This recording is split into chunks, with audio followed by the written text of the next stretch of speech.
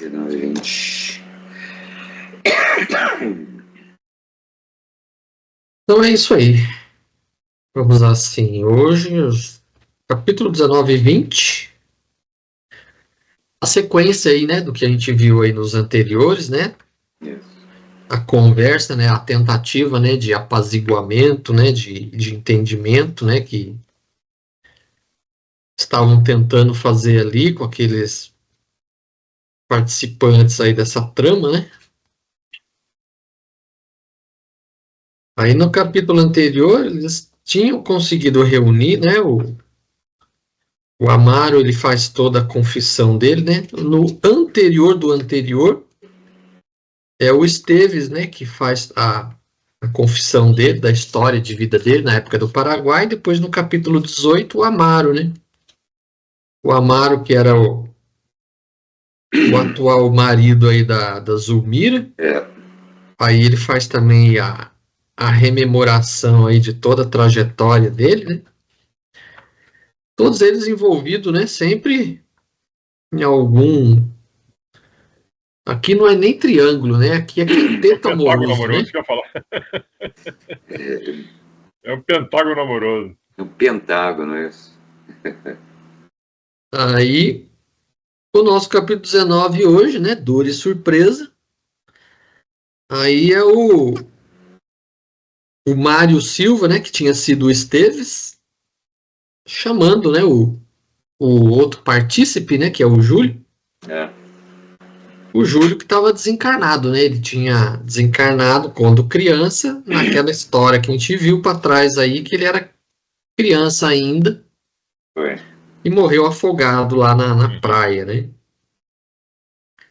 Aí começa, né, o Esteves, né, o Mário Silva chamando o Júlio, né? Estavam à noite, né? Estavam desdobrados, né? Então, tanto o Mário quanto o Amaro estavam dormindo, e aí eles estavam desprendidos do corpo físico. Aí ele chamando o Júlio, né? Porque o Júlio era o outro partícipe aí da trama toda, né? Aí falando, né? E pelo visto de todos ele era o mais esquentadinho, né? Mais o destemperado aí, né? Aí chamando, né? Júlio, comparece, covarde. Quer dizer, ele estava chamando, né? Tentando chamar o Júlio aquela conversa, mas o Júlio não iria aparecer porque ele estava em outro local e não tinha condições, né, de participar. Então, mesmo chamando, mesmo tentando convocá-lo ali, ele não iria aparecer, né? Aí ele fala, né, comparece para desmascarar o patife. Então era ele chamando o Júlio contra o Amaro, né? Aí o ministro procurava contê-lo bondoso, mas Silva, como potro indomesticado, gesticulava a esmo e continuava conclamando, né? Júlio, Júlio. E aí o Júlio não respondeu à chamada. Entretanto, alguém surgiu surpreendendo-nos a atenção. Era a irmã Blandina, em pessoa qual, se fora nominalmente intimada, destacou junto de nós. Então a irmã Blandina era uma daquelas que estava lá naquele local que a gente viu para trás. Sim. Onde havia as crianças e onde o Júlio estava, né? Isso. Aí a Blandina, né, depois de saudar-nos, né, rogou humilde, né, irmãos, por amor a Jesus, atendei. Temos Júlio sob nossa guarda. Acha-se doente e aflito. Vossos apelos individuais alteram-lhe o modo de ser. Então, de qualquer forma, naquele momento ali, o Mário Silva chamando o Júlio, estava atingindo, né, o Júlio lá onde ele estava, né? De qualquer forma ele não ia poder atender, mas estava recebendo, né? Essa carga aí emocional aí, né? Aí ela fala, né? Compadecei-vos de quem hoje se esforça por olvidar o que foi ontem para regenerar-se amanhã com eficiência.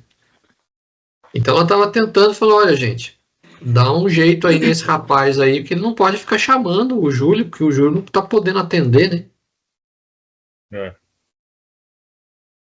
Aí aqui é uma fala do André Luiz, né? Comecei a entender com mais clareza a trama obscura do romance vivo que abordávamos. Uhum. Júlio, o menino doente, era o companheiro que voltava na condições de filho do amigo com quem outrora se desaviera. Então o Júlio, que fazia parte da trama toda, veio como filho do Amaro. O Amaro havia se comprometido, né? Como a gente viu no capítulo anterior, havia se comprometido a tentar ajudar o Júlio. Sim. E teria conseguido, né? Mas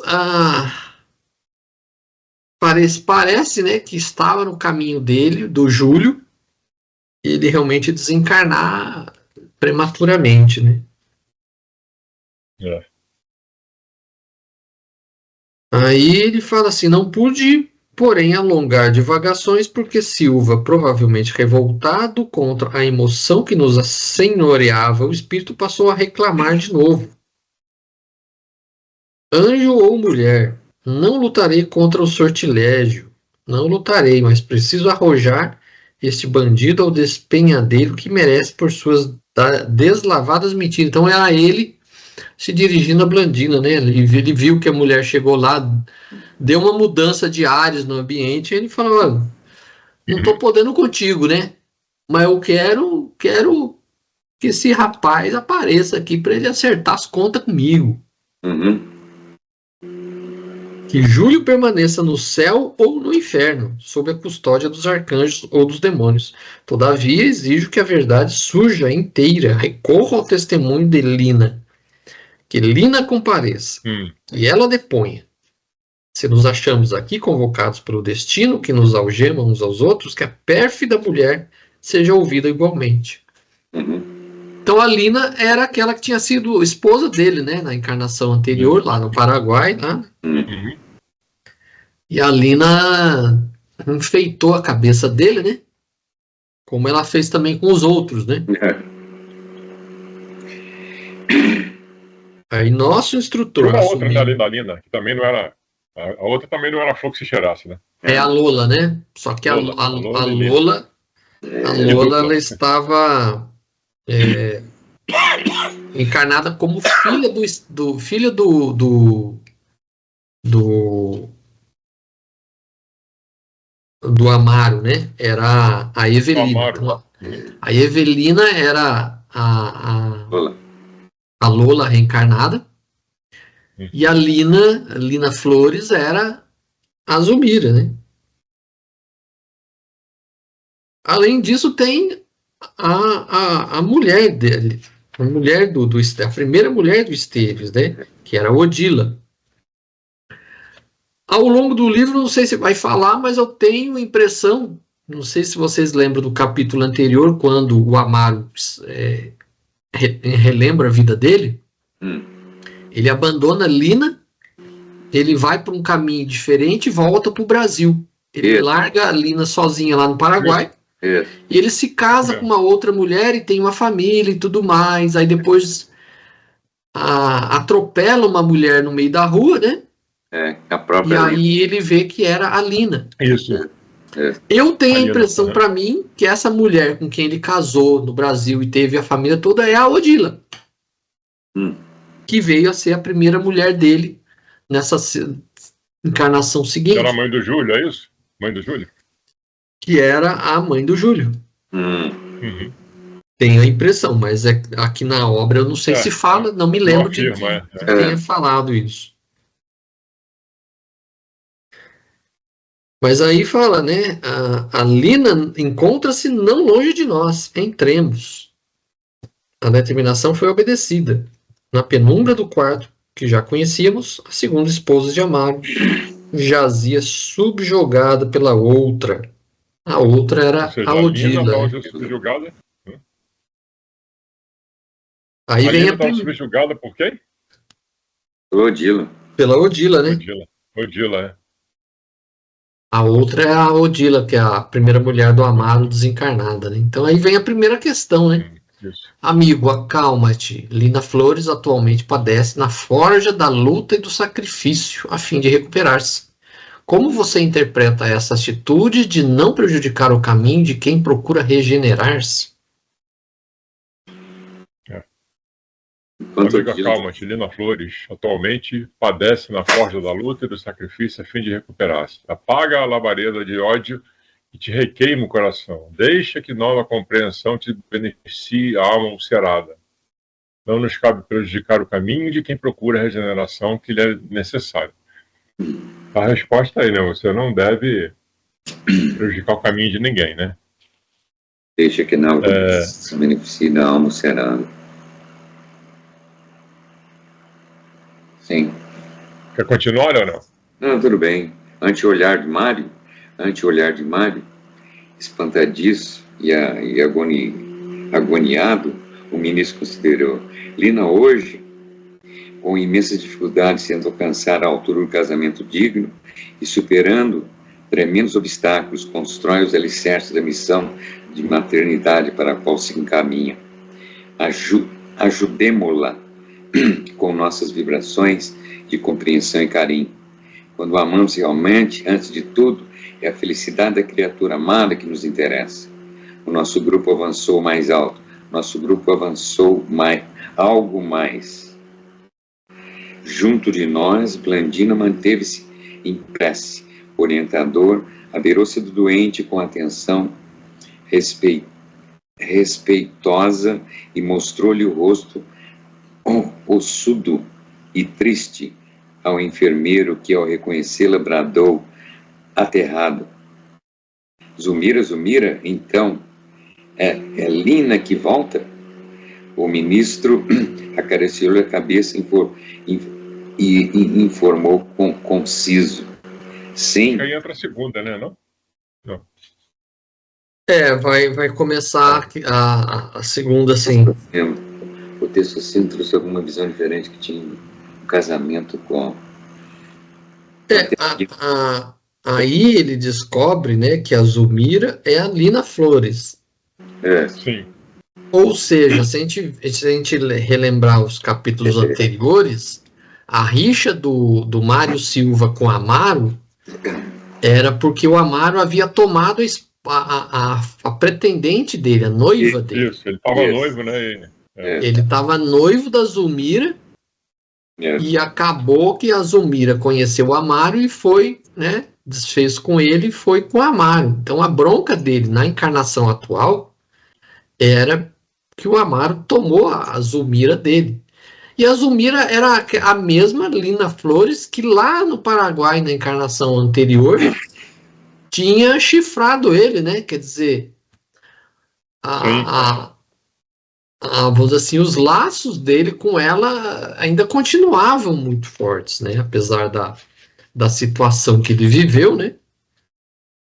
E ela, como ela tinha assim, desfeito, né? Primeiro com Esteves, depois foi com o Amaro e depois, aliás, primeiro com o Esteves, depois com o Júlio, aí por último o Amaro, né?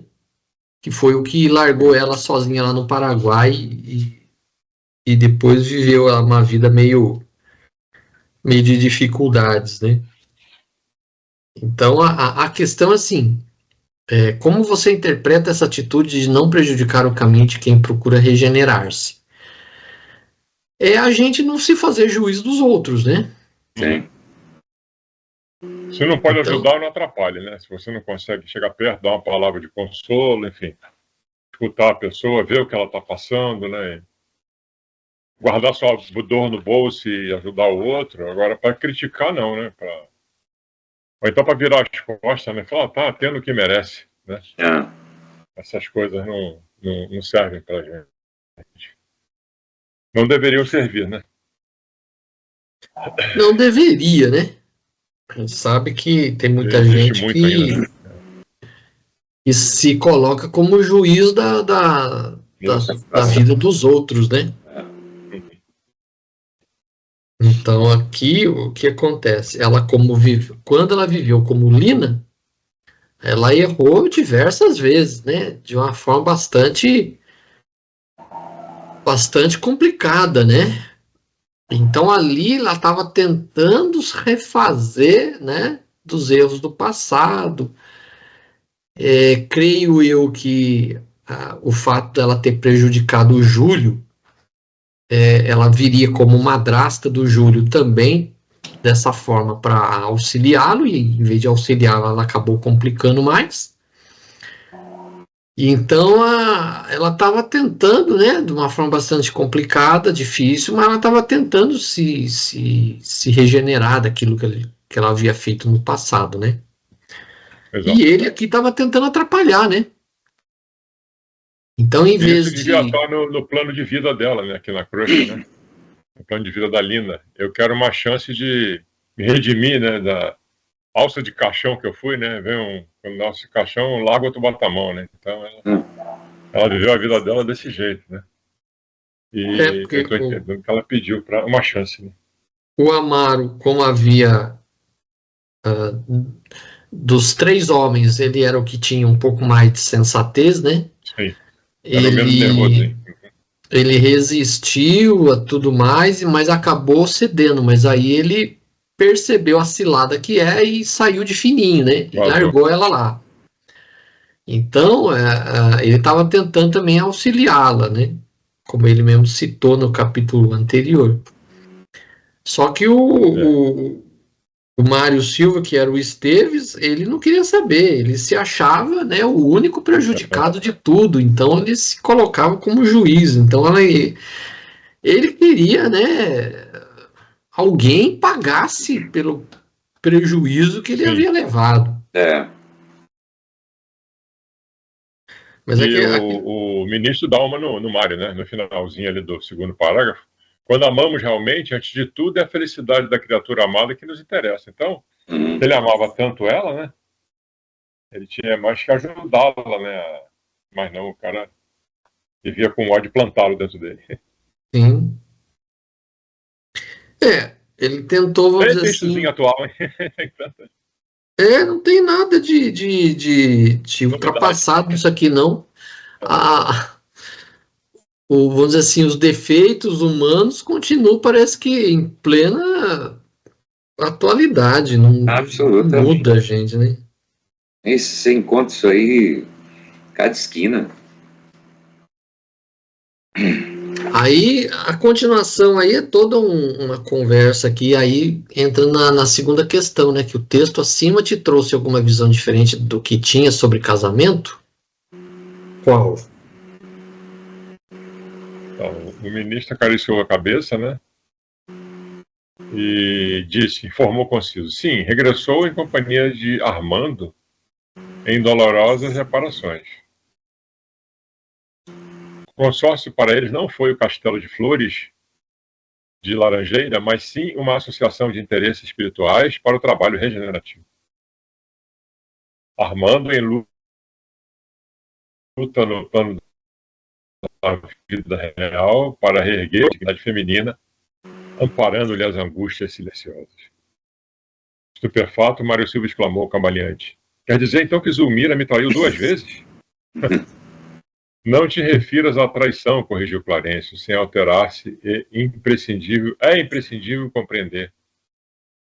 Armando ontem escutou apelos inferiores, incompatíveis com a responsabilidade de que se via depositário. Hoje é compelido a responder, embora constrangido, a requisições de natureza edificante, às quais, em verdade, não lhe será lícito fugir. Lina Flores reclama alguém que a recambie ao serviço renovador, a fim de que se habilite a auxiliar Júlio devidamente. Todos somos devedores uns dos outros. As almas aprimoram-se grupo a grupo à maneira de pequenas constelações gravitando em torno do Sol Magno, Jesus Cristo.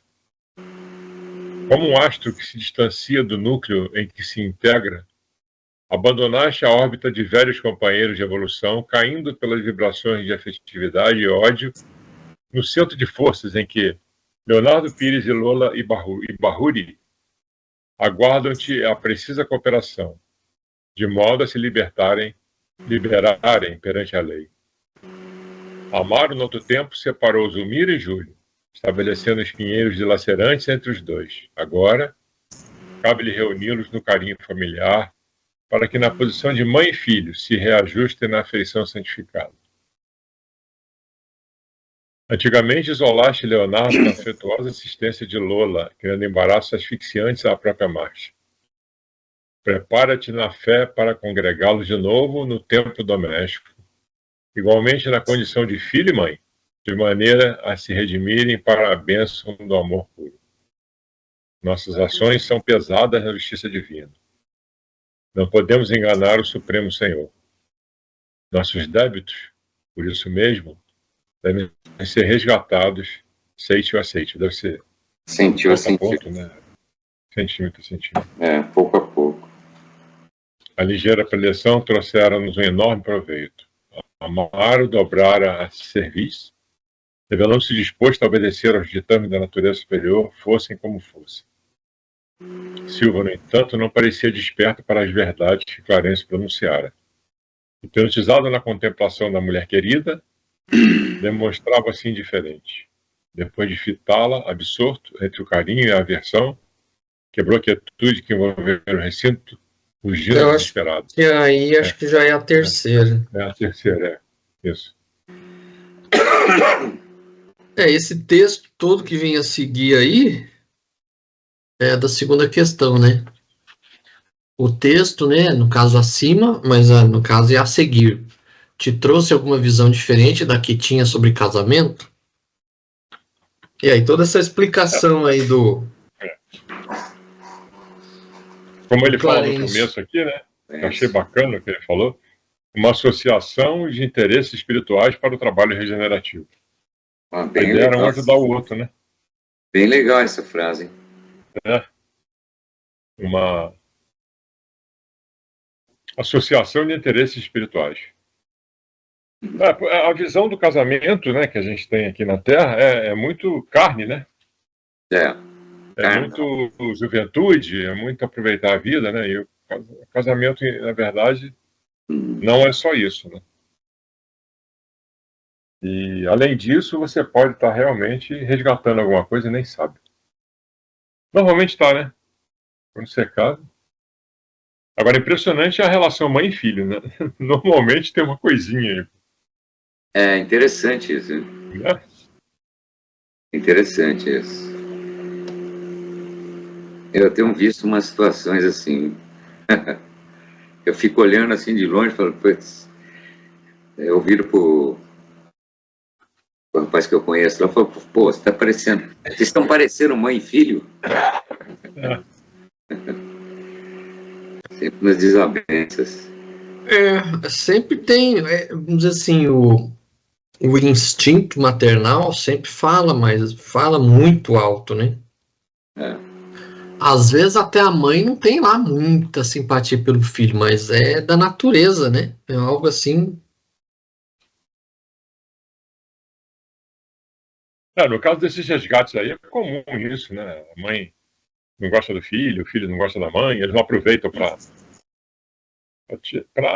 não aproveita aquela situação, né? Para evoluir. E fica aquela relação ruim, né?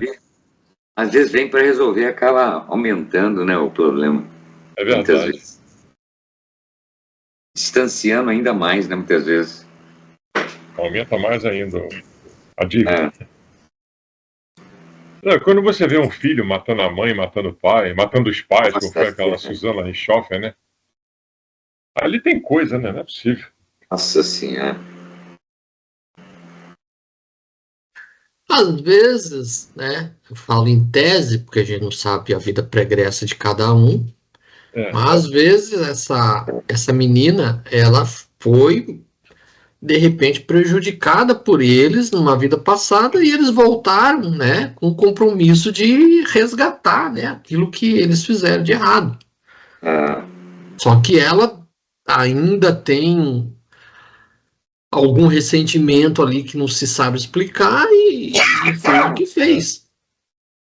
Ou então ela era uma pessoa... muito fria, né? É um espírito, assim, tão assim, atrasado nesse tipo de sentimento que, assim, só viu o interesse material pela frente. O pai e a mãe não teve piedade, não teve dó nenhuma. Não. Ela foi muito fria, ela estava no velório dos pais, né? Quando a polícia chegou, ela chorava copiosamente. Foi terrível. Mas tudo isso tem uma explicação, né? São traços de uma certa psicopatia, né? Porque não é normal um negócio desse. A pessoa faz o que faz e ainda finge, né? Finge de uma forma que é traço, assim, bem claro de psicopatia.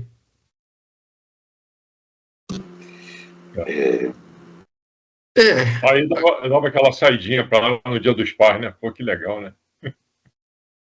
Dia dos Pais, é. No Dia dos Pais. Agora acho que acabou, né? O Congresso decidiu que não tem mais saidinha. Parece que sim. Mas parece que o Estado de São Paulo não acatou aí a decisão. Ah, é? Tá liberado aí. Previsão de sair 3 mil e alguma coisa. Aqui do Tremembé. Só por Deus. Mas então acho que é isso. O casamento normalmente nem sempre é um mar de rosas, né? Tem. Porque e é interessante que muitas vezes existe uma relação, né, de namoro, noivado, etc. Marca o casamento e desfaz o noivado, né? Depois de anos juntos, né? Eu acho que ou conseguiu resgatar alguma coisa enquanto viviam naquela situação de namorado e noivo e noivado, né? Ou simplesmente não aproveitaram a chance, né? Ou não era eles, alguém errou. Às vezes também tem muito casamento aí que você vê, começa e logo termina. Muitas vezes nem realmente existia nenhum tipo de atração. É algum interesse, muitas vezes interesse midiático, interesse material. Uhum. Porque hoje está muito assim, né? As pessoas casando mais por interesse, né? Eu lembro muitos e muitos anos atrás, tinha um casal conhecido, né? Que era lá da Casa do Caminho. O pai dessa conhecida tinha uns 70 anos, o homem era aposentado da Polícia Militar.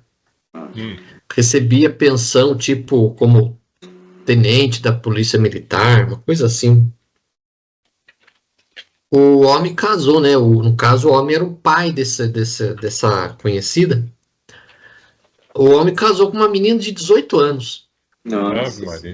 Na época eu não falei nada, porque assim, não é da minha conta, né? Mas eu pensei, pô, mas na verdade ela tá interessada em ficar com a pensão militar depois que o homem morresse, né? Isso é 99% de chance de ser isso. Uhum. Então, muitos casamentos sempre tem muitas vezes, algum interesse por trás, por isso que acaba logo. Porque quando há realmente algum compromisso entre as partes,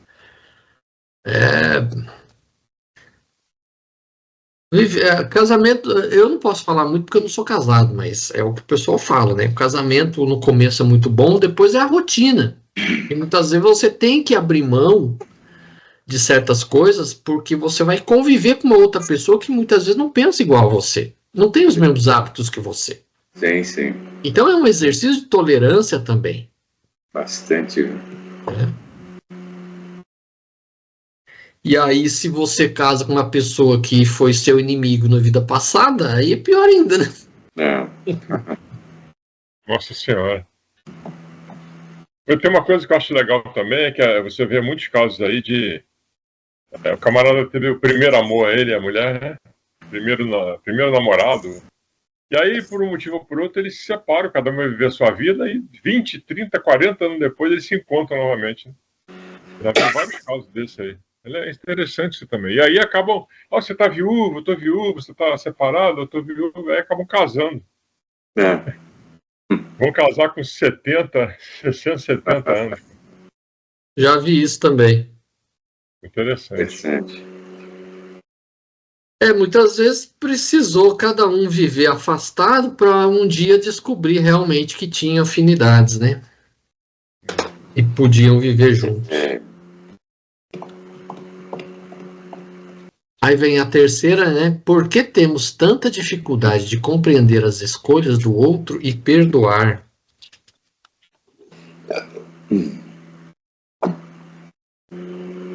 compreender as escolhas do outro. Olha, A nossa, nosso egoísmo, de repente, muitas vezes. o hábito de julgar, né? Você não compreende o que o outro está querendo. Enfim. Mas ele fala, Silva, no entanto, não parecia desperto para as verdades que Clarence pronunciara, e hipnotizado na contemplação da mulher querida, demonstrava-se indiferente. Depois de fitá-la absorto, entre o carinho e a aversão, quebrou a quietude que envolveu o recinto rugindo desesperado. Não posso modificar-me, desgraçado de mim. Odiarei a infame que voltou.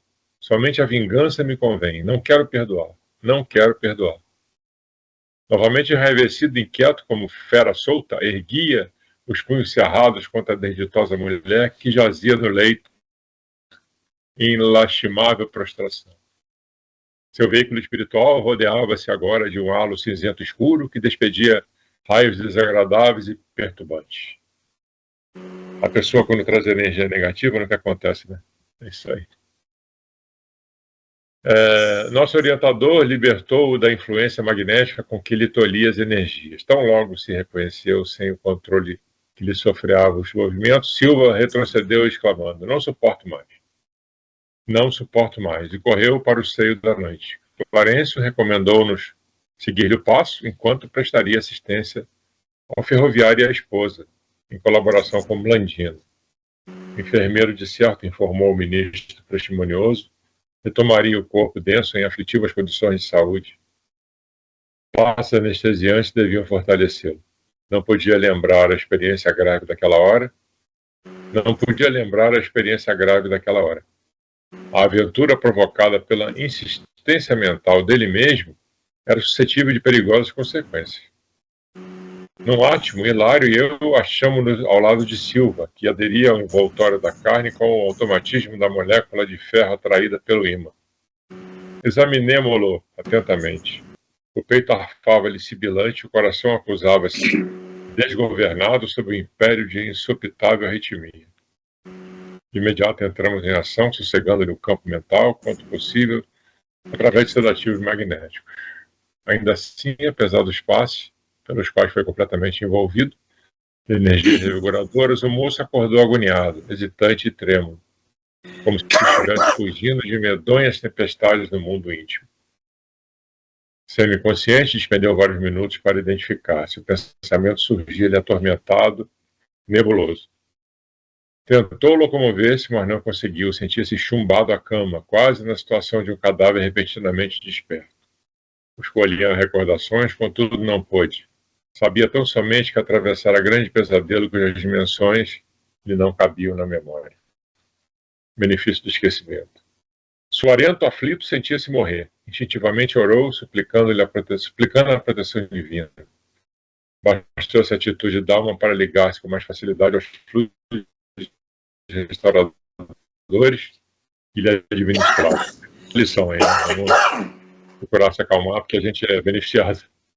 Pouco a pouco readquiriu os movimentos livres e levantou-se ingerindo uma pílula calmante. Amedrontado, sentou-se no leito e, mergulhando a cabeça nas mãos, falou sem palavras de si para consigo. Estou evidentemente conturbado. Amanhã consultarei um psiquiatra. É a minha única solução. Sim, concordei comigo mesmo. O ódio gera a loucura. Quem se debate contra o bem cai nas garras da perturbação e da morte. Com semelhante raciocínio, afastei-me. Clarence aguardava-nos. Era preciso continuar a lição. Bacana essa frase também. O ódio gera a loucura, né? Sim. Ele mesmo admitiu, né, que ao pensar em consultar um psiquiatra, ele mesmo já estava se sentindo meio doido, né? Uhum. Porque Passou do ponto. Deu tela azul, ele, né? porque ele, como encarnado, ele não lembrava das coisas, mas alguma coisa estava errada, né? Então ele não sabia explicar, então por isso que ele estava querendo consultar o psiquiatra. Mas eu achei interessante aqui também esse trecho, né? Instintivamente orou, suplicando a proteção divina. Bastou essa atitude da alma para ligar-se com mais facilidade aos fluidos restauradores que lhe administrávamos. Então, se a gente estiver passando realmente uma situação muito difícil, muito desesperadora, o negócio, se a gente não pode agir, não pode fazer nada, o ideal é realmente a gente se ligar, né, com o plano espiritual, porque é a única forma da gente adquirir alguma calma, pelo menos, né? Isso. Você quando ora, né, a prece é fantástica, né? É o que ele falou ali, né? Instintivamente orou. Você quando reza, você só pode trazer coisa boa, né? É que você se predispõe a receber. Quando você começa a não se ligar no plano espiritual, você corta essa ligação. Então tem que estar sempre atento a fazer essa ligação, né? É isso aí. E aí, logo em seguida, acho que até colabora para a pessoa cair em si, né? Porque logo em seguida ele percebeu, tem que procurar um psiquiatra. A questão é essa, né? Por que temos tanta dificuldade de compreender as escolhas do outro e perdoar? Então aqui no comecinho aqui do texto que fala sobre a questão, ele fala, né? Não posso modificar-me. Desgraçado de mim, odiarei a infame que voltou. Somente a vingança me convém, não quero perdoar, não quero perdoar. Então ele não aceitava o fato de que lá na encarnação anterior a Lina abandonou ele e agora ela fez a mesma coisa. Por isso que ele pergunta, pô, eu fui traído 2 vezes. Ela me traiu 2 vezes. Então lá no Paraguai ele foi abandonado por ela para ficar com o Júlio e agora ela abandona ele de novo para ficar com o Armando, né? Que é o Amaro reencarnado, né? Então aí ele não aceita, né? Não aceita que ela escolheu outra pessoa, né? Ele se sente traído 2 vezes, porque ela não quis ele. E a gente não pode achar que é dono. Então, isso aqui mostra bem o perfil daqueles homens possessivos que não aceitam a escolha da mulher, né? Se a mulher quer terminar o namoro, quer terminar o casamento, aí vai e mata a namorada, mata a esposa, não aceita. É o caso dele aqui, quer dizer, ele não aceita que ela não escolha ele. Tá irredutível, o cara tá tomado são lições que se repetem ao longo dos livros, né? Aquela história de ninguém é de ninguém, nós já vimos vários casos, né? Não se apegar às pessoas. Outro dia eu ia começar uma discussão com uma pessoa sobre isso e desistir, porque eu falei, você não devia ser tão apegado a seus filhos. Mas eu sou mãe. Eu falei, então tá bom. É melhor não discutir. Melhor não acabou ali a conversa. É como dizem, né? Fronteira, né? Sim. Porque eu também, por praxe, eu evito ficar dando palpite na vida dos outros, porque eu não sei conduzir muitas vezes nem a minha. Imagina ficar dando conselho pros outros, né? Então, é aquele negócio que dizem, né? Se conselho fosse bom, ninguém dava, vendia. Vendia, exatamente. Então, se alguém... Meu pai falava mais, se não pedir, não fale. Se alguém vem, se dirige a mim e pede um conselho, é diferente. Bem, agora eu tomar a iniciativa e ficar dando conselho para os outros, se ninguém pediu, a gente ainda arrisca ainda levar uma fala, né? Não pedir tua opinião, né? Então. É isso aí. Mesmo que não diga com as palavras, acaba dizendo de uma forma indireta. É, É que você vê a pessoa se desgastando tanto, o filho dá um espirro, meu filho, cuidado, a pneumonia, leva o casaco, não sei o quê. Pô, só espirrei e tinha poeira no quarto ali. Então é uma, sabe, aquela mãe que disse, meu filho morreu, eu morro também. É, Outro dia eu vi uma mulher dizendo que ela morreu por dentro, que o filho dela morreu. Então isso é o apego, né? Tudo bem, você é mãe, né? O amor de mãe não é inquestionável, né? E nós vimos diversas vezes a única pessoa que conseguia acalmar o filho, né? Libertar ele de alguma coisa, fazer ele se sentir melhor, era a mãe, né? O espírito da mãe no filho encarnado e vice-versa e tal. Mas é isso aí, eu acho que é uma consequência. E quando chega lá em cima, essas mães muito possessivas, elas devem sofrer muito, né? A o gente sentimento vê de isso. posse, o sentimento que vai além do espiritual, né? O carnal mesmo, vou dizer, aquele sentimento de posse mesmo, né? De autoridade, de posse, de comando, domínio, né? Isso é um sentimento que transparece, né? a gente tá vendo aqui com a própria Odila, né? A Odila ficava obsidiando a Zulmira porque é a possessividade com o ex-marido. Isso. E ao mesmo tempo que o filho, né? Porque ela ficou possessa que ela deixou o filho, né? Morrer, né? E tome ódio, tome ódio. Agora, eu acho que lá em cima, quando uma mãe olha para o filho, mesmo que ela tenha sido possessiva, né? Acho que é o amor de mãe, né? O amor puro que fala, né? Quando você tem o espírito da mãe olhando para o filho, né? Tem o amor e tem muitas vezes uma dose de possessividade também, né? Que às vezes as fronteiras meio que se confundem, né? Verdade, verdade. Bom, aí vamos aí no capítulo Prazer 20. benefício, né? Que seja. Vamos lá. Ah, sim, às vezes vamos dizer assim, a possessividade de mãe para filho é um amor assim meio que contaminado, né? É verdade. Falou tudo agora. Precisa dar Contamina, né? precisa dar uma decurada para você ter realmente algo que seja produtivo. E aí vamos aí para o capítulo 20, conflitos da alma. Uhum.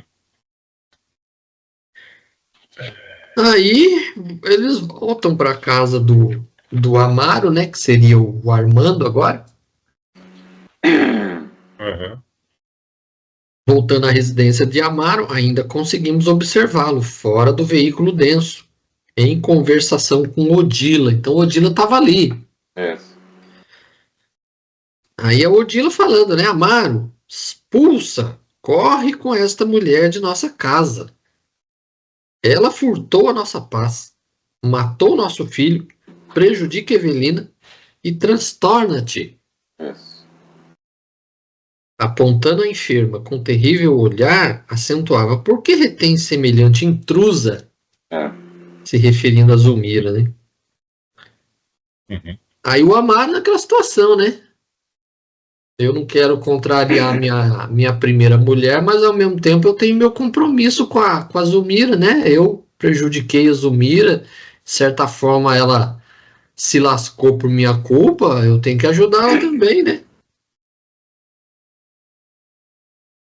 Aí o André Luiz falando, né? Enquanto junto de nós, versando os problemas de ordem moral que lhe absorviam a mente, sustentar a calma invejável com a aristocrática penetração dos problemas da vida, ali perante a mulher que lhe dominava os sentimentos, revelava-se mais acessível ao desequilíbrio e à conturbação. Então, o Amaro, que era a pessoa mais centrada, mais equilibrada, a mulher ali azucrinando o ouvido dele, estava deixando ele desestabilizado, né? É. Aí mostrava-se interessado em responder às objurgatórias que ouvia. Entretanto, extrema palidez fisionômica denunciava-lhe agora a inibidora emoção. Aí, situado entre Odila e Zulmira, parecia dividir-se entre o amor e a piedade. Então, ele gostava, pelo que dá a entender, ele gostava mais era da Odila, mas da Zulmira ele tinha mais a piedade, né? Era um compromisso que ele havia firmado de ampará-la, né? Mais por obrigação do que, de fato, amor por ela, né? Aí a Você mulher falou continuava. anteriormente aí, né? Tinha um compromisso. Né? Porque a própria descrição que o Amaro faz da vida anterior dele já demonstra que, na verdade, o que ele sentiu pela Lina Flores foi mais assim, tipo, é o que o povo hoje em dia fala coisa de pele, né? Mais é coisa material, né? Então, ela talvez devia ser uma mulher muito bonita e tudo mais, muito atraente, então foi mais por isso. Não existia, na verdade, um amor verdadeiro. Então, é o que dá a impressão aqui. Aí ele volta mais para ajudar a Zulmira do que, de fato, ele gostava dela. Aí a mulher continuava ali gritando e tudo mais. Aí o André Luiz fala assim, que ele esperava que o orientador, né, Clarencio, né, ele pudesse fazer com que a Odila rememorasse a vida pregressa dela, que com certeza tinha algum vínculo com eles. Aí o Clarence fala, não, acho que é melhor não, porque já rememorando vida de muita gente. Vamos parar por aqui, porque senão a coisa complica cada vez mais. Então, não, aí ele fala assim, não convém, nossa história cresceria demasiado por espraiar-se excessivamente no tempo. Então aí vamos parar por aqui, vamos ficar só nesse povo aqui mesmo. É aquilo que a gente comenta de vez em quando, né? Tem coisa lá para trás. Se você for puxar o fiozinho... Porque se a gente for puxando, nós vamos chegar lá na época das cavernas. Como dizia a Tiana, você espetou Cristo com a lança lá. Foi você que estava lá. Jogou pedra na cruz. Arrastou a mulher pelos cabelos nas cavernas. Alguma coisa de ruim a gente andou fazendo, senão a gente não estava aqui. Mas a gente não foi tão ruim assim, que tem planetinha pior aí, eu acho. Tem, vamos dizer assim, que a gente, nesse mar de lama, uns estão um pouquinho mais para fora, né? Outros estão um pouquinho mais para dentro. É verdade.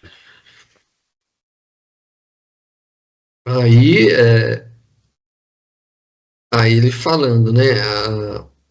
Falando sobre a mulher, né? Reparando que o ferroviário manifestava-se estranha aflição, o ministro acercou-se dele e paternalmente afastou-o de Odila. Então ele deu um chega para lá na Odila para ver se ele dava uma equilibrada, né? Amaro, não me abandones assim. Aí a mulher percebeu que estava sendo afastado, falou, não foge não foge de mim. Aí ele fala, né, que o abalo do reencontro fora nele muito forte. Na tela mnemônica, né, da memória, permanecia tão somente a fase última de sua incursão espiritual. A imagem de Odila, que se afigurava implorando socorro. Então, com certeza, ele iria acordar com a memória de que a Odila estava pedindo socorro para ele. Sonhei com a Odila. Aí, deixando entregue a lembrança fragmentária que lhe assomava a consciência como simples sonho, partimos. A irmã Blandina solicitava-nos concurso imediato em favor do pequeno Júlio, que confiara aos cuidados de Mariana enquanto nos buscava a companhia. Aí vem a primeira questão, né? Esteves e Júlio sofreram o suplício do veneno. Por que os efeitos foram diferentes em ambos? Então vamos lembrar, né, que o Esteves ele foi envenenado pelo Leonardo Pires. Foi. Porque o Esteves, o Leonardo Pires tinha um rolo com a Lola, Isso. e o Esteves, como foi corneado pela Lina, ele foi lá e separou o Leonardo da Lola. Foi. Aí o Leonardo envenenou o Esteves. O Júlio morreu envenenado por suicídio. Foi. Aí ele questiona, né? Uhum. Por que os dois tiveram, né, efeitos diferentes, sendo que os dois foram envenenados, né? Valendo da excursão no lar da bênção, indaguei o ministro quanto ao certo enigma que me feria a imaginação. Esteves, ao tempo da Guerra do Paraguai, sofreu tanto quanto o Júlio o suplício do veneno. Por que surgiram em ambos efeitos porque surgiam em ambos efeitos tão dispares? Díspares. O menino ainda trazia na garganta doente o passo que o enfermeiro, vitimado por Leonardo, não parecia haver conhecido qualquer consequência mais grave. Clarencio, sorrindo, explicou afetuoso: não tomaste em consideração o exame das causas. Esteve foi envenenado, enquanto Júlio se envenenou. Há muita diferença. O suicídio acarreta vasto complexo de culpa. A fixação mental do remorso opera inapreciáveis desequilíbrios no corpo espiritual. O mal como que se instala nos excessos da consciência, que arquiteta e concretiza. Vimos Leonardo Pires com a imagem de Esteves atormentando-lhe a imaginação e observamos Júlio, enfermo até agora, em consequência de erros deliberados nos quais se entregou há quase 80 anos. O pensamento que desencadeia o mal encarcera-se nos resultados dele, porque sofre fatalmente os choques de retorno do veículo em que se manifesta. E à frente da silenciosa reflexão que absorviu, acrescentou: é natural que seja assim. Atingimos a graciosa residência até aí, né? Até aí. Isso. Aí ele explica por quê, né? Porque os dois sofreram o efeito do veneno, né? Mas um envenenou e o outro o Esteves estava normal, como se nada tivesse acontecido. E o Júlio sofria a questão do veneno, né? Como se ainda tivesse envenenado, né? Como se ainda tivesse sofrendo ali o efeito do veneno. Por quê, né? Aí ele dá a explicação, né? Que no fundo, o que ele coloca aqui é que o veneno não estava agindo no corpo perispiritual, porque o corpo perispiritual não é igual ao corpo físico. O corpo perispiritual é uma projeção do que há na mente do espírito. Então, se o Esteves não sofria, é porque ele não havia se matado, então ele não sofria complexo de culpa por ter sido envenenado, porque ele foi envenenado. Já o Júlio, não. O Júlio, ele se matou envenenando-se. Então, não estava na garganta do Júlio exatamente a questão do veneno. O problema estava na mente dele. A culpa por ter sido, né, por ter cometido suicídio, é que causava essa impressão do envenenamento ainda no Júlio. Então é tudo na mente do espírito, né? Então ele projeta no perispírito aquilo que está na mente.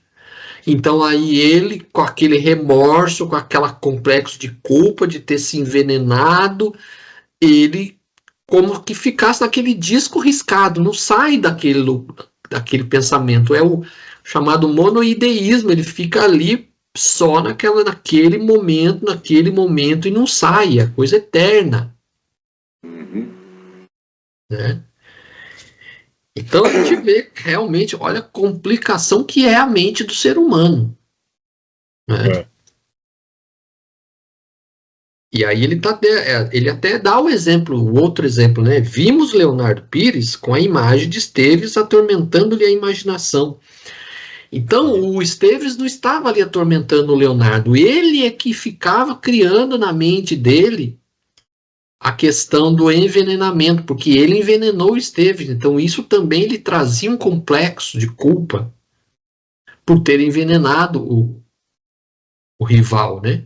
Então aí também mantinha aquele pensamento fixo, que era a criação dele mesmo, que a gente viu aí nos capítulos anteriores, né? Então ele estava sempre vendo o Esteves em todo lugar, em todo canto, atormentando ele, sendo que na verdade o rapaz nem estava ali, era a ideia dele, era na mente dele. E eu me lembro num capítulo desse aí, que não sei se era o Júlio já, que ele toma o veneno e ele fica com a voz prejudicada, ele não morre, né? Mas aí depois ele se mata se jogando no rio. Isso. Sim. Ele queria morrer de qualquer jeito, então. Sim. Ele queria, né, acabar com a vida de qualquer jeito. Ele foi envenenado, ele conseguiu ser salvo, né? Foi. Conta que conseguiu salvá-lo do envenenamento, mas ele acabou se atirando no rio, né? Mas ele ficou na mente a questão do veneno, né? Como que queimando, né? Queimando a garganta, mas era algo mental, porque na verdade ele não tinha mais garganta, não tinha mais corpo físico. E tem uma passagem também que acho que é o Clarence que alivia a dor que ele está sentindo na garganta, coloca da passe magnética, tudo em função do veneno, né? Sim. É isso aí. Aí segue aí na frente, né? Aí estamos ali eles vão até a residência da Blandina, né? Onde estava o Júlio. Aí eles veem lá o Júlio chorando, né? Após saudar o devotado a Mariana e tal. O ministro examinou e notificou a irmã Blandina algo inquieta. Estejamos tranquilos. Espero conduzi-lo à reencarnação em breves dias. Sim, essa providência não deve tardar, considerou a nossa amiga atenciosa, assinalando-nos, de certo, a curiosidade de vez que também percebi Hilário interessado em adquirir informações e conhecimentos em torno dos problemas que anotávamos de perto. O instrutor convidou-nos a observar a infortunada criança comunicando. E aí vem a segunda questão, né, que ele faz toda uma descrição aí que é interessante. Descreva sobre a fisiologia do perispírito, classificando os centros de força e suas funcionalidades. Sugestão para o estudo da questão, leia a aula 112, Estudo do Perispírito, Centros de Força, da apostila Iniciação Espírita, que é a aula que fala sobre o centro de força, né? Os chakras, famosos chakras. Ele dá uma aula de perispírito aqui depois, mais à frente. Ele vai. São 3 páginas. Então vamos lá. Como não desconhecem, o nosso corpo de matéria rarefeita está intimamente regido por 7 centros de força que se conjugam nas ramificações dos plexos e que, vibrando em sintonia uns com os outros, no influxo do poder diretriz da mente, estabelecem para nosso uso um veículo de células elétricas que podemos definir como sendo um campo eletromagnético, no qual o pensamento vibra em circuito fechado. Nossa posição mental determina o peso específico do nosso envoltório espiritual e, consequentemente, o habitat que lhe compete. Mero problema de padrão vibratório. Cada qual de nós respira em determinado tipo de onda. Quanto mais primitiva se revela a condição de mente, mais fraco é o influxo vibratório do pensamento, induzindo a compulsória aglutinação do ser às regiões da consciência embrionária ou torturada, onde se reúnem as vidas inferiores que lhe são afins. Basicamente aqui ele diz que quanto mais atrasado, mais seu perispírito vai ficar próximo da carne, é isso, né? Mais é denso. Mais denso, exatamente. O crescimento do influxo mental no veículo eletromagnético em que nos movemos após abandonar o corpo terrestre está na medida da experiência adquirida e arquivada em nosso próprio espírito. Atentos a semelhante realidade, é fácil compreender que sublimamos ou desequilibramos o delicado agente de nossas manifestações, conforme o tipo de pensamento que nos flui da vida íntima. Quanto mais nos avizinhamos da esfera animal, maior é a condensação, maior a condensação obscurecente de nossa organização. E quanto mais nos elevamos a preço de esforço próprio no rumo das gloriosas construções do espírito, maior é a sutileza de nosso envoltório, que passa a combinar-se facilmente com a beleza, com a harmonia e com a luz reinante na criação divina. Continuar, Leonel? Ouvimos as preciosas explicações em Levados, mas Clarencio, reparando que não nos cabia fugir do quadro, do quadro ambiente, voltou-se para a garganta enferma de Júlio e continuou. Não nos afastemos das observações práticas para estudar a clareza dos conflitos da alma. Tal seja a viciação do pensamento, tal será a desarmonia no centro de força em que reage em nosso corpo e essa ou aquela classe de influxos mentais. Apliquemos a nossa aula rápida, tanto quanto nos seja possível, a terminologia trazida do mundo, para que vocês consigam fixar com mais segurança os nossos apontamentos. Analisando a fisiologia do perispírito, classifiquemos os seus centros de força, aproveitando a lembrança das regiões mais importantes do corpo terrestre. Temos assim, por expressão máxima, o veículo que nos serve presentemente o centro coronário, que na Terra é considerado pela filosofia hindu como o lótus de 1000 pétalas, por ser o mais significativo em razão do seu alto potencial de radiação, uma vez que nele apresenta a ligação com a mente, fulgurante, sede da consciência. Esse centro recebe, em primeiro lugar, os estímulos do espírito comandando os demais, vibrando, todavia, como eles em justo regime de interdependência. Considerando em nossa explicação os fenômenos do corpo físico e satisfazendo aos impositivos da simplicidade em nossas definições, devemos dizer que dele emanam as energias de sustentação do sistema nervoso e suas subdivisões, sendo responsável pela alimentação das células do pensamento e o provedor de todos os recursos eletromagnéticos. Indispensáveis à estabilidade orgânica. E por isso, o grande assimilador das energias solares e dos raios da espiritualidade superior capazes de favorecer a sublimação da alma. Logo após, anotamos o centro cerebral contíguo ao centro coronário que ordena as percepções de variada espécie. Percepções essas que, na vestimenta carnal, constitui a visão e audição, e o tato e a vasta rede de processos da inteligência que dizem respeito à palavra, à cultura, à arte e ao saber. E no centro cerebral, que possuímos o comando do núcleo endocrínico, referente aos poderes psíquicos. Em seguida, temos o centro laríngeo, que preside aos fenômenos vocais, inclusive as atividades de tino e da tireoide e das paratireoides.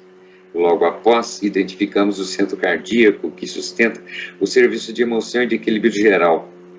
Prosseguindo em nossas observações, assinalando o centro esplênico, que no corpo denso está cedido no baço, regulando a distribuição e a circulação dos recursos vitais em todos os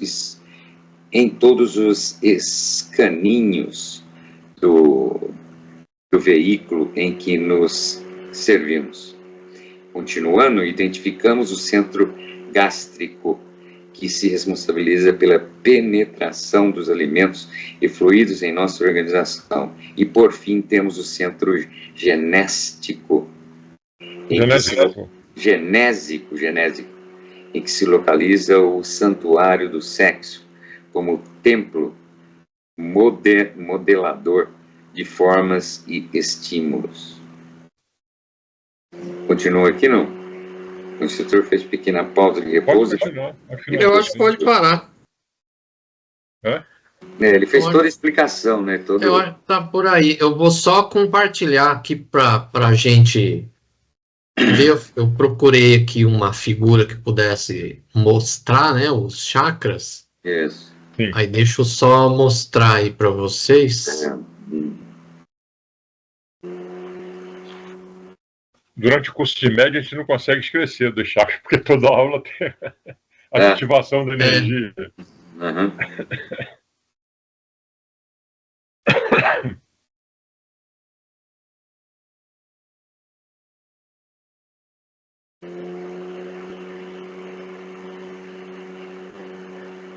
Estão vendo aí?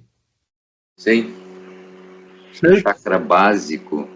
Então tá aí o chakra básico, é lá embaixo. Uhum. Aí vai subindo. É que a imagem, a qualidade é bem ruinzinha, né?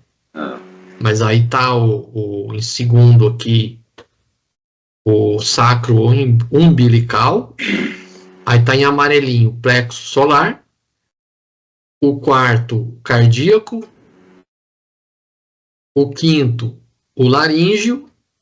O sexto, bem na testa, né? Que é o frontal. E o sétimo em cima, que é o coronário.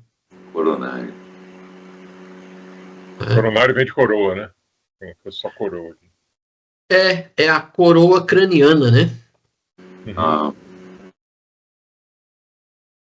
São 7, né? E é só para, de repente, quem assistiu o vídeo também se localizar, né, nas imagens. É só colocar na internet lá chakras ou centros vitais, vai aparecer as imagens, né? Essa aí é toda a descrição que ele coloca, né? Que é o que a gente aprende quando a gente faz, né? Ou a escola de aprendizes ou o curso de médiums. Então a gente aprende tudo isso daí. Aí ele está colocando, porque ele coloca essa forma para entender assim, a forma como nós pensamos, ele vai afetar, né, o nosso corpo espiritual, que é o perispírito, e se a gente tiver encarnado, o nosso corpo material. Sim. Então a gente recebe a influência de nós mesmos ou de fora, e essas influências é que afetam, né, tanto a nossa saúde mental quanto a nossa saúde física. Física. Tem uma diferençazinha de nome, né, de uma cultura para outra, como é que funciona? Por exemplo, aqui ele fala em centro cerebral, seria o frontal, né? Pode chamar de frontal. Isso, é o que fica aqui na testa. Isso. E é o frontal, né, o cerebral, que é a sede da mente, né? O coronário é a ligação nossa com o plano espiritual. Isso. Por meio do coronário que a gente recebe e emite, né, as nossas vibrações. Então, quando na situação anterior que a gente viu o enfermeiro Mário lá, naquela situação ele lembra de fazer uma oração, é como se essa ligação tivesse sendo feita. E aí ele consegue receber também, né? Ao mesmo tempo que ele faz a ligação, ele consegue receber também para se acalmar, né?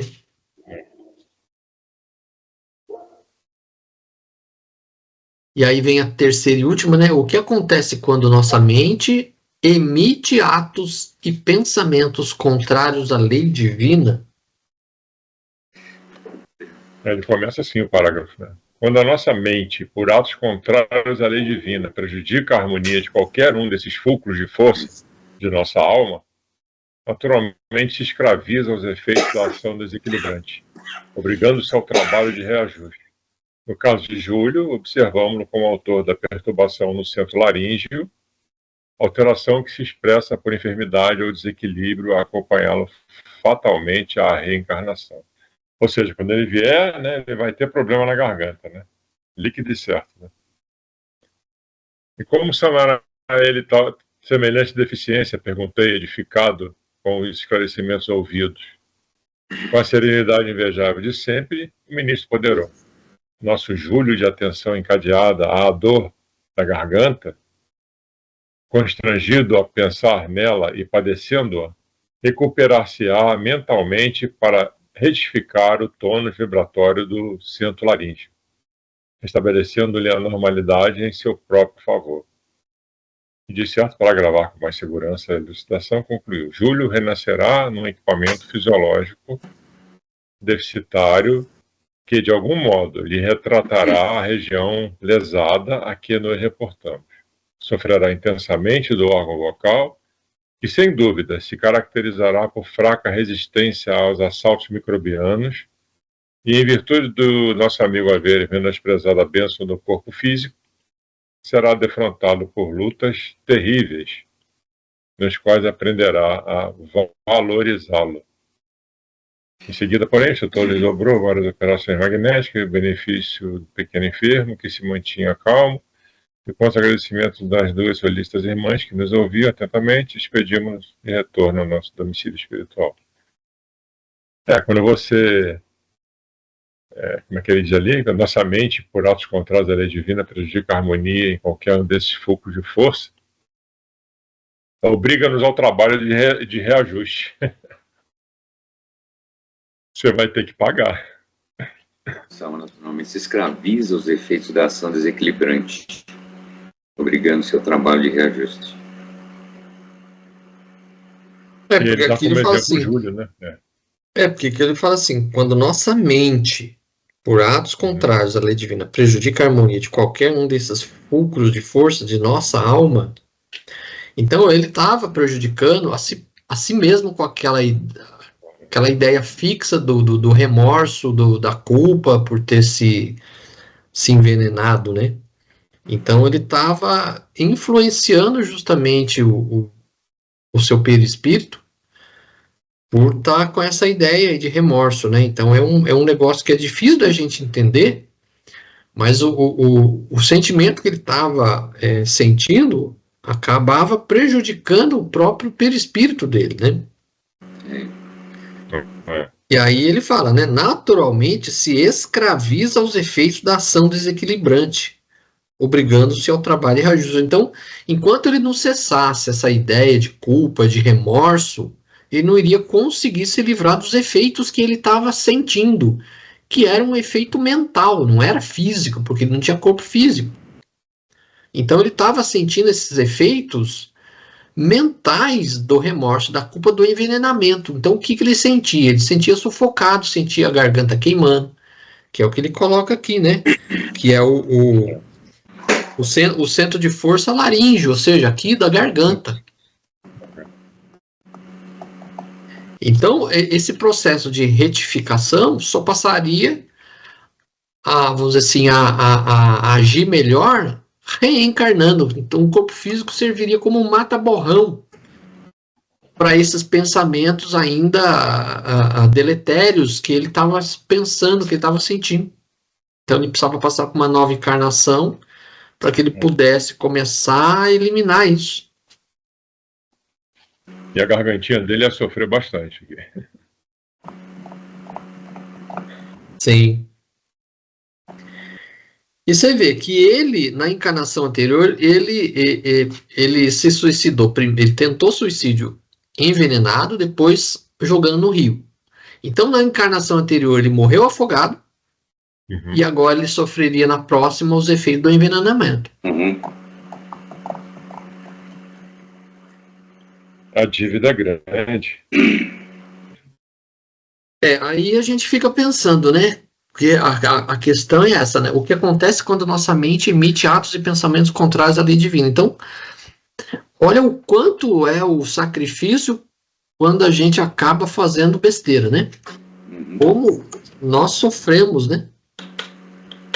Num momento de desequilíbrio da nossa mente, a gente acaba cometendo atitudes que vai nos marcar por séculos, muitas vezes, né? Você abre a guarda e... Se esse no ato dele momento, associado. se num momento daquele do passado ele tivesse tido um pouquinho de cabeça fria, seguido a vida dele, nada disso estava acontecendo. E para piorar esse ato dele, né, insano, ele vem carregado com uma série de conflitos amorosos, vamos dizer assim, né? Para piorar a situação, um monte de uma trama, né, amorosa que ele está no meio daquele tumulto todo. No capítulo anterior, eu acho que fala, né, que o Júlio dos três era o mais fraco, né? Porque os outros dois não tentaram suicídio, né? Foi. O que tentou suicídio foi o Júlio. Verdade. Muito bom, muito bom. É certo. Isso aí. Então, encerramos por hoje.